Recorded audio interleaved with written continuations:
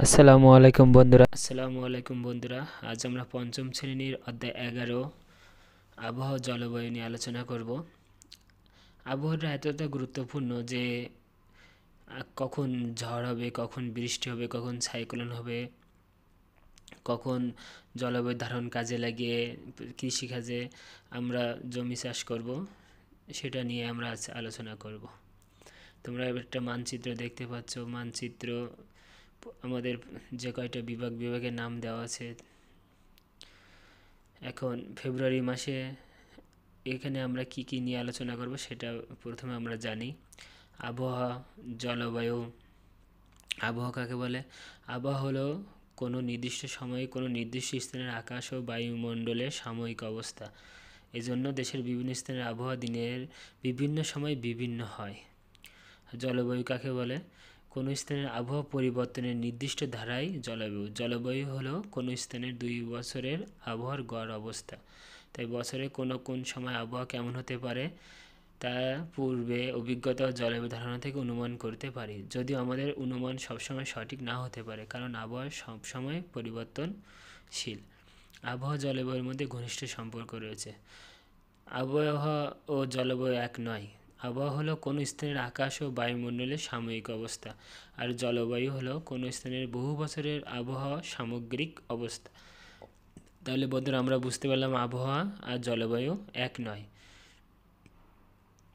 বায়ু চাপ ও বায়ু প্রবাহ কাকে বলে? বায়ু চাপ। বায়ু তার ওজনের কারণে ভূপৃষ্ঠের উপরে যে চাপ প্রয়োগ করে। বায়ু তার ওজনের কারণে ভূপৃষ্ঠের উপর যে চাপ প্রয়োগ করে তাই বায়ু চাপ। বায়ুর উচ্চচাপ অঞ্চল থেকে নিম্নচাপ অঞ্চলে প্রবাহিত হয়। এখন আমরা দুটো পাত্রে আমরা কিছু বালু নেব, আর আরেকটা পাত্রে শুধু পানি নেব।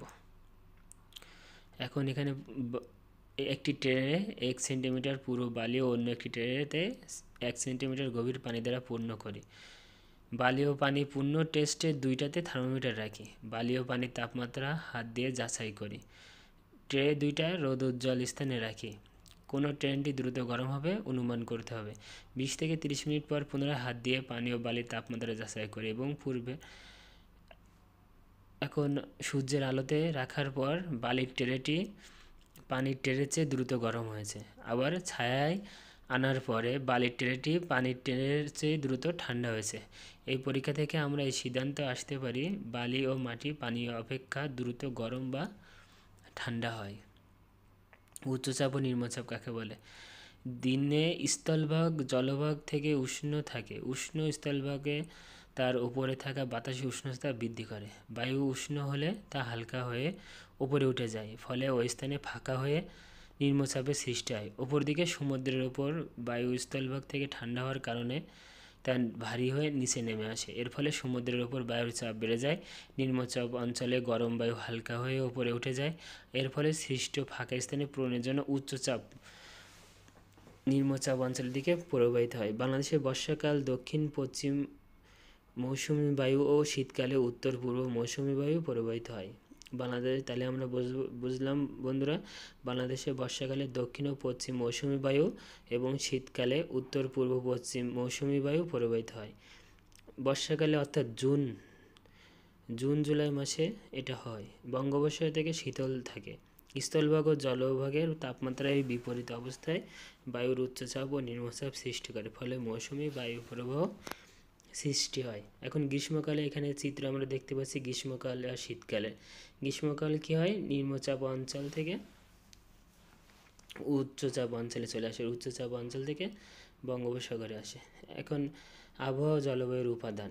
আমরা আবহাওয়া বিভিন্ন উপাদান যেমন তাপমাত্রা, আর্দ্রতা, বায়ু প্রবাহ, মেঘ, বৃষ্টি ও বায়ুচাপ ইত্যাদি। সংক্ষেপ, আর্দ্রতা হলো বাতাসের জলীয় বাষ্পের পরিমাণ। আর্দ্রতা কাকে বলে? আর্দ্রতা হলো বাতাসের জলীয় বাষ্পের পরিমাণ। বাতাসের জলীয় বাষ্পের পরিমাণ যত কমে আর্দ্রতা তত কমে। বাতাসে জলীয় বাষ্পের পরিমাণ যত কমে আর্দ্রতা তত কমে। বর্ষাকালে মাসিক গড় আর্দ্রতার পরিমাণ ও মাসিক গড় বৃষ্টিপাত অন্যান্য মাসের তুলনায় বেশি। বর্ষাকালে দক্ষিণ পশ্চিম মৌসুমী বায়ু বঙ্গোপসাগর থেকে প্রচুর জলীয় বাষ্প নিয়ে আসে। এই জলীয় বাষ্প ঠান্ডা হয়ে বৃষ্টিপাত ঘটায়। বিরূপ আবহাওয়া। আবহাওয়ার প্রতিটি উপাদান প্রতিনিয়ত পরিবর্তিত হচ্ছে। আবহাওয়ার কোনো উপাদান যখন অস্বাভাবিকভাবে পরিবর্তিত হয় তখন আমরা বিরূপ আবহাওয়া দেখতে পাই। বিরূপ আবহাওয়ার কারণে কি কি সৃষ্টি হতে পারে? যেমন মানুষের জীবন ও সম্পদের ক্ষতি হয়, কখনো কখনো মানুষ মারাও যায়। তাপমাত্রা ও শৈত্যপ্রবাহ। অতি গরম আবহাওয়া দীর্ঘস্থায়ী অবস্থায় হলো তাপদাহ। আবার প্রতি বছরই তাপদাহ অনুভব করি, তবে স্বাভাবিক অস্বাভাবিক শত বছরে একবার দেখতে পাওয়া যায়। অস্বাভাবিক তাপদাহের ফলে ফসল উৎপাদন মারাত্মকভাবে ব্যাহত হয়। আবার এই তাপদাহের কারণে কখনো মানুষ হাজার হাজার জীবের মৃত্যু হয়। উত্তরে শুষ্ক ও শীতল বায়ু আমাদের দেশের ওপর দিয়ে প্রবাহিত হলে শীতকালে তাপমাত্রা কখনো কখনো অস্বাভাবিক কমে যায়। এই অবস্থায় হলো শৈত্যপ্রবাহ। তবে উদ্ভিদ ও প্রাণীর জন্য অসহনীয় শৈত্যপ্রবাহ বাংলাদেশের খুব কমই দেখা যায়। বন্যা, খরা। বর্ষাকালে অর্থাৎ জুন থেকে সেপ্টেম্বর মাসে বাংলাদেশে 50% পানিতে তলিয়ে যায়। তবে ভয়াবহ বন্যার সময় বাংলাদেশের 2/3 পানির নিচে তলিয়ে যায়। বাংলাদেশের জলবায়ু ও ভূপ্রকৃতির কারণে এমনটি হয়ে থাকে। অনেক লম্বা সময় শুষ্ক আবহাওয়া থাকলে খরা দেখা দেয়। অস্বাভাবিক কম বৃষ্টিপাত ও উচ্চ তাপমাত্রা হলে খরার কারণ হয়। বাংলাদেশের উত্তর ও পশ্চিম অঞ্চলে খরা সৃষ্টি হয়।